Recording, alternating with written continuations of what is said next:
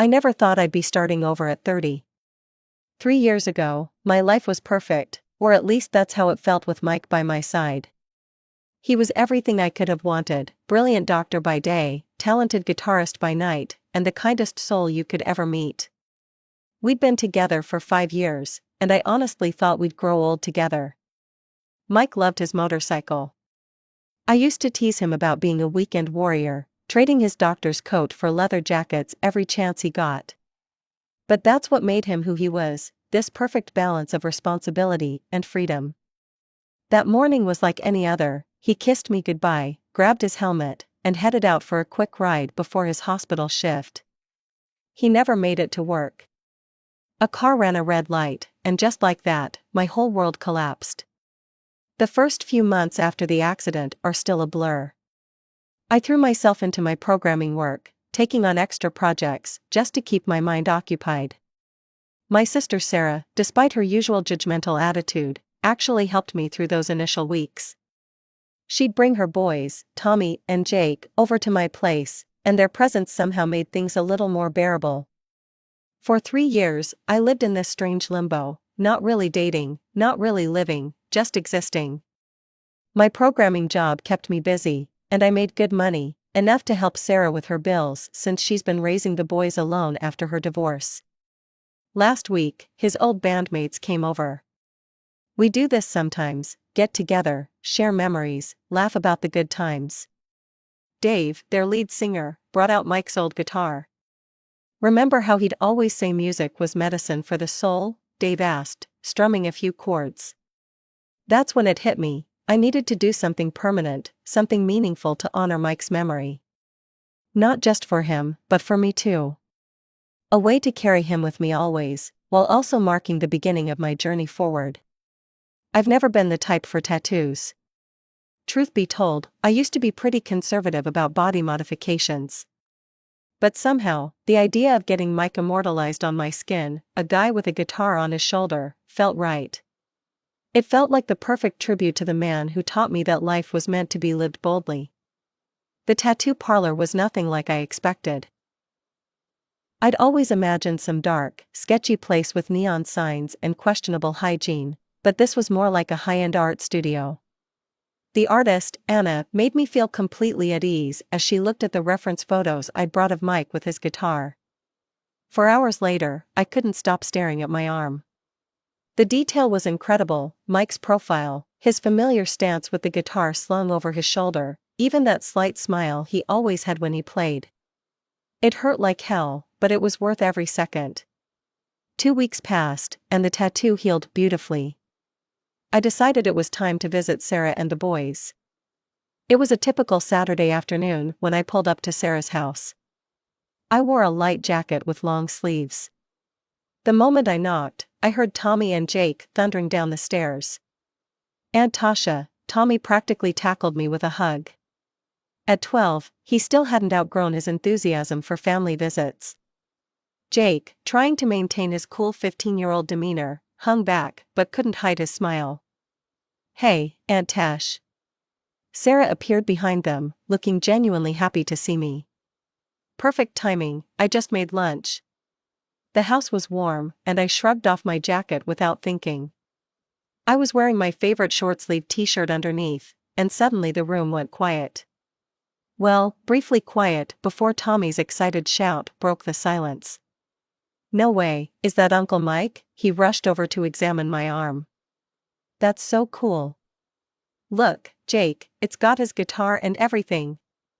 Jake moved closer too, his teenage reserve forgotten. "That's actually really awesome, Aunt Tasha. It looks just like him." That's when Sarah's voice cut through the boys' excitement like ice. "Tasha, what were you thinking? That's just ugly. I can't believe you'd do something so permanent without consulting anyone." I felt my face flush, but I kept my voice steady. "Sarah, I didn't need to consult anyone. It's my body, and I'll decide what to do with it." The look she gave me could have frozen hell over, but she didn't say anything else. We sat down to lunch, and while the boys kept asking questions about the tattoo and sharing their favorite memories of Mike, Sarah sat there radiating disapproval. Every time I caught her eye, she was staring at my arm like it had personally offended her. I tried to keep the conversation light, telling the boys about Mike's first disastrous attempt at teaching me guitar, and how he'd eventually given up and said I should stick to coding. They laughed, but Sarah just pushed her food around her plate. It was around 8 when my phone rang. Mom's name flashed on the screen, and I knew immediately what was coming. Sarah must have texted her the moment I'd taken off my jacket. Tasha, Mom's voice was that special mix of disappointment and judgment she'd perfected over the years. Your sister just told me about what you've done to yourself. I have to say, I don't approve at all. What were you thinking? I took a deep breath. Mom, I'm 30 years old. I don't need your approval for decisions about my own body. She made that little snorting sound she always makes when she's really annoyed.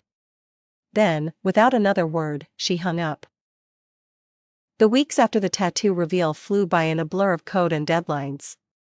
I was leading a major project for a new client, which meant endless hours in front of my computer at home. It was almost a relief to have an excuse not to visit Sarah and deal with more drama about my tattoo. But eventually, the project reached a stable point, and I couldn't avoid family obligations any longer. As usual, I headed to Sarah's house on Saturday afternoon. The moment she opened the door, I knew something was wrong. Her face had that pinched look it gets when she's about to start an argument. Tommy and Jake were in the living room playing video games when I walked in. They jumped up to greet me, but Sarah cut off their enthusiasm. Boys, go upstairs, she said in that tone that left no room for argument. I need to have a serious conversation with your aunt. They exchanged worried looks, the kind kids get when they know something's about to go down, and trudged upstairs. The sound of their door closing echoed through the suddenly silent house. What's going on? I asked, genuinely confused. Sarah crossed her arms and glared at me. Do you know what Tommy asked me yesterday? He wanted to know if he could get a tattoo when he turned 16. 16. And then Jake chimed in, saying he'd been looking up tattoo artists online. Sarah, they're just kids, they can't get tattoos without parental consent anyway, I tried to reason with her. And when they're adults, they'll make their own choices about their bodies, just like I did. Their own choices? Sarah's voice rose an octave. They never talked about tattoos before you showed up with that thing on your arm. This is entirely your fault. I took a deep breath. Come on, Sarah, tattoos are everywhere these days. Half the people at the grocery store have them. The boys probably see dozens of tattooed people every day at school. You can't seriously blame me for them being interested. Don't you dare try to rationalize this. Sarah was practically shaking now.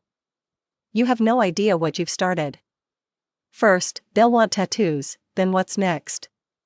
They'll start smoking because it looks cool. Then they'll start drinking, and before you know it, they'll be doing drugs.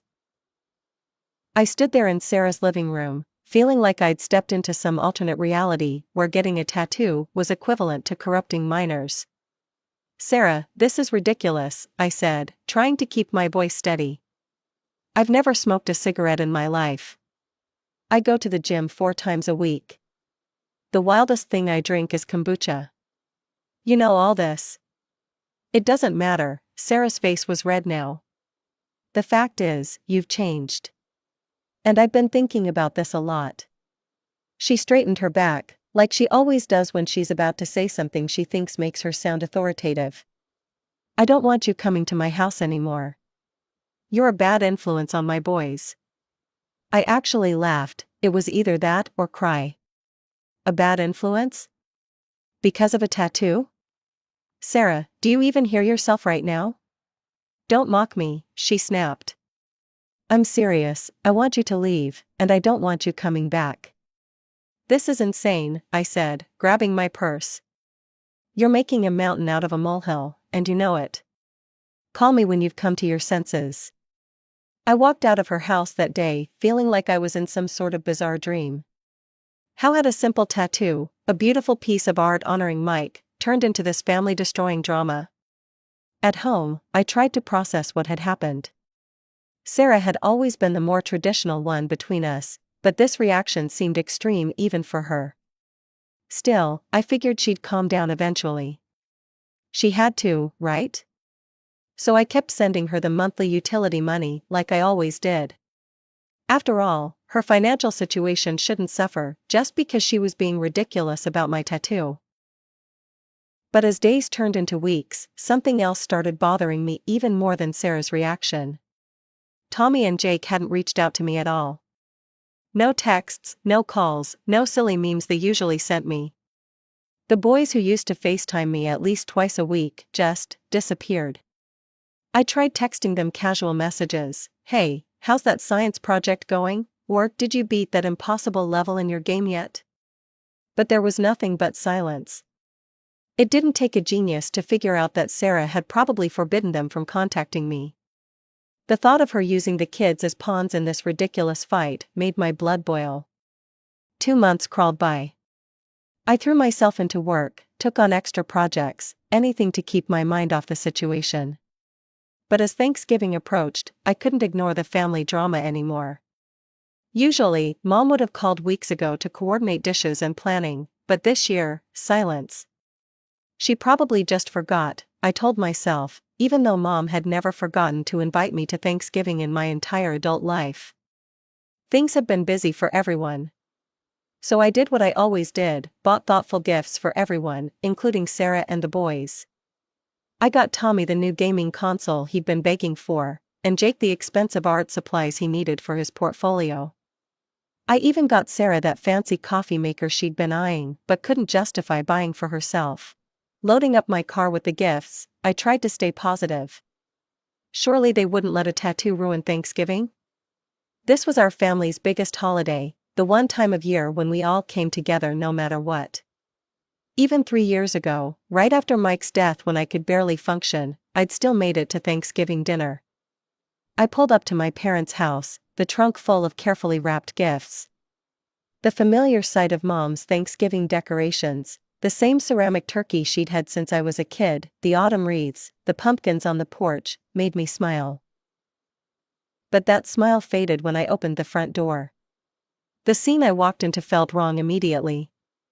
Sarah, Mom, Dad, and the boys were all there, but instead of the usual Thanksgiving chaos, there was this weird tension in the air. They stared at me like I was a ghost who'd just materialized in their living room. "Tasha," Mom's voice had that sharp edge to it. "What are you doing here?" I stood there, arms full of gift bags, feeling increasingly stupid. "What do you mean?" "It's Thanksgiving, I brought presents for everyone." We didn't invite you," Mom said slowly, like she was talking to a child. "We thought you'd understand that meant you weren't supposed to come." The gifts suddenly felt like they weighed 1,000 pounds. Understand? Understand what? Why wouldn't I be invited to Thanksgiving? Sarah stepped forward, arms crossed. That's when I noticed the boys weren't looking at me, they were staring at the floor, shoulders hunched.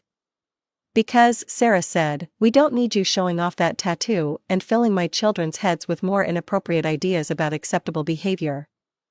I set the gifts down harder than necessary. "Are you kidding me? We're still on this? It's been months, it's just a tattoo." "Just a tattoo," Sarah's voice went up an octave. "It's a symbol of rebellion and disrespect." Oh my God, I ran my hands through my hair in frustration. Are you all hearing yourselves? Uncle Jim has a full sleeve of tattoos. Cousin Rachel just got a massive phoenix on her back last month. Nobody said a word about those.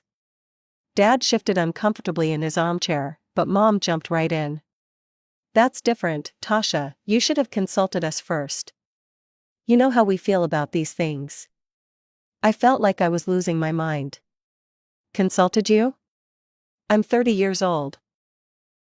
Why would I need to consult anyone about what I do with my own body?" "Because we're your family," Sarah shouted.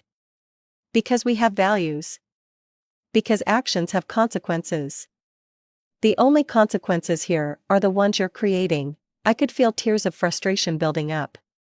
"This tattoo means something to me. It's for Mike. It's my way of keeping him with me, of honoring his memory." That's when Sarah said it. The words that would change everything. "Oh, don't start with that again," she sneered. "I never liked him anyway. Always showing off with that stupid guitar, acting like some wannabe rock star. Riding around on that death trap of a motorcycle." She let out a harsh laugh. "You know what? I'm glad he got hit by that car. Maybe now you'll finally grow up and start acting like a normal person." The room spun around me. I could barely breathe, but I managed to find my voice. "Apologize," I demanded, my words coming out in a whisper at first, then gaining strength. "Apologize right now for what you just said about Mike." Sarah lifted her chin defiantly. "I won't apologize for telling the truth. Mom, Dad, I want her out of here. She's ruining Thanksgiving."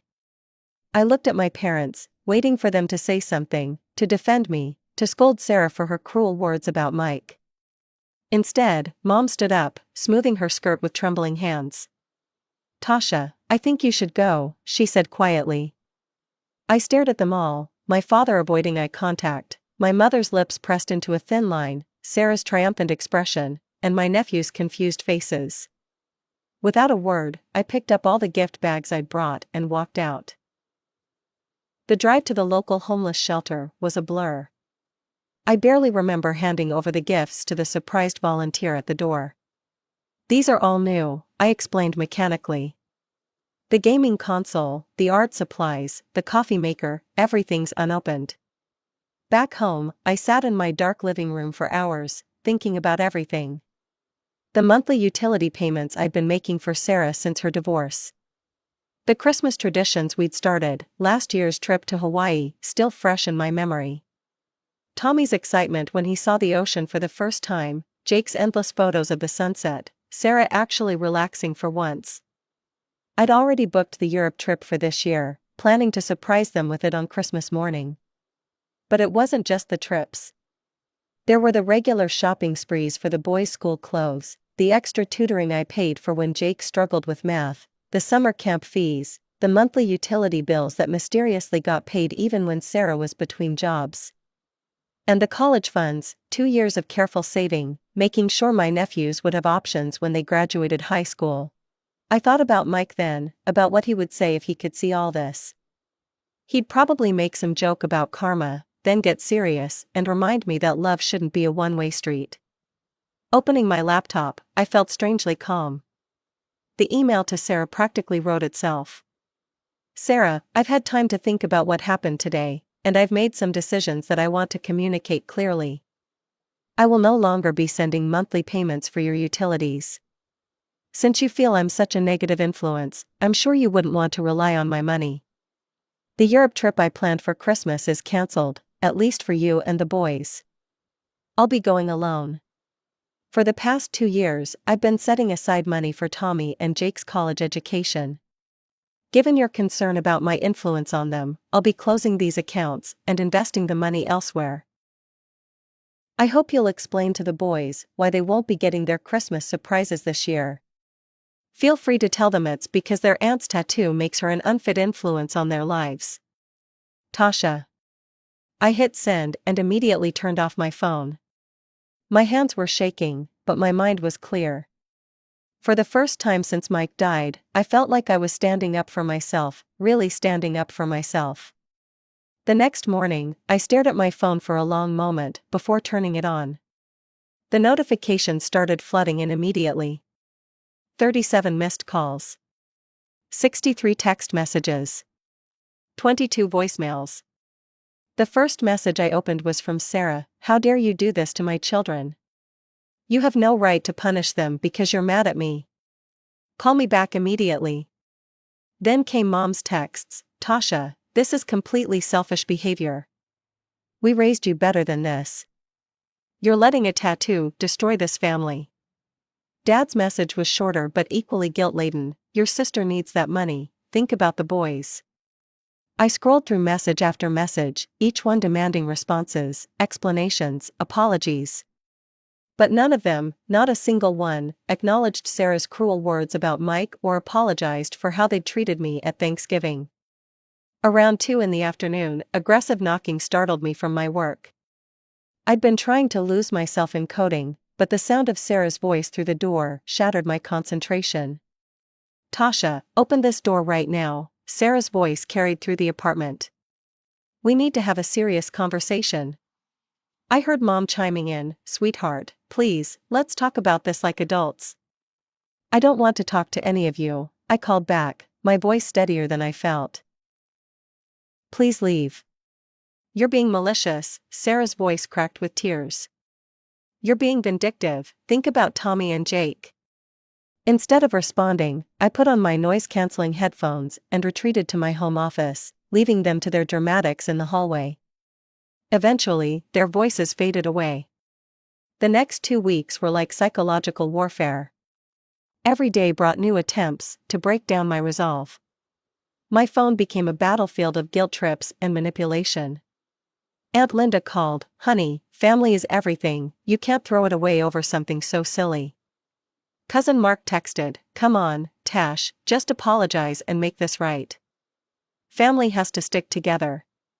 Uncle Peter tried next, your mother is beside herself. Is this really worth destroying your family over? Each time family was mentioned, I hit the end call button or deleted the message. None of them seemed to understand, or care, that I wasn't the one who had destroyed anything. I wasn't the one who had banned family members over body art. I wasn't the one who had mocked a dead man's memory. As Christmas approached, the tension ratcheted up. Every day brought new attempts at contact, each more desperate than the last. But Sarah took it to a new level when she ambushed me outside my apartment building one morning. Tasha, please, we need to talk, she called out, hurrying toward me through the light December snow. I'd been thinking about what I said, about Mike. I shouldn't have said those things. I'm sorry. I stopped, adjusting my work bag on my shoulder. The words I'd wanted to hear for weeks now sounded hollow, especially given the timing. Are you actually sorry, Sarah? Or are you sorry that I'm not paying your bills anymore? Sorry that the Europe trip is off? Sorry that the boys' college funds are gone? Her face flushed. That's not fair, the boys shouldn't be punished because of me. I laughed, but there was no humor in it. You know what's not fair? You banned me from seeing them over a tattoo. You said you were glad their Uncle Mike died. But now that the money's gone, suddenly you want to make amends? The college funds, she said, her voice cracking. You can't just, that was for their future. You're right, it was. But according to you, I'm a bad influence. Wouldn't that make my money bad too? We wouldn't want my corrupt tattoo money ruining your children's futures, would we? Sarah's face turned from red to purple. You have no right. No right? I cut her off. Those are your words, Sarah, your logic. If I'm such a terrible influence that I can't be around the boys, then surely my money would be just as corrupting. I'm just following your lead here. This is different, she exploded. This is their education.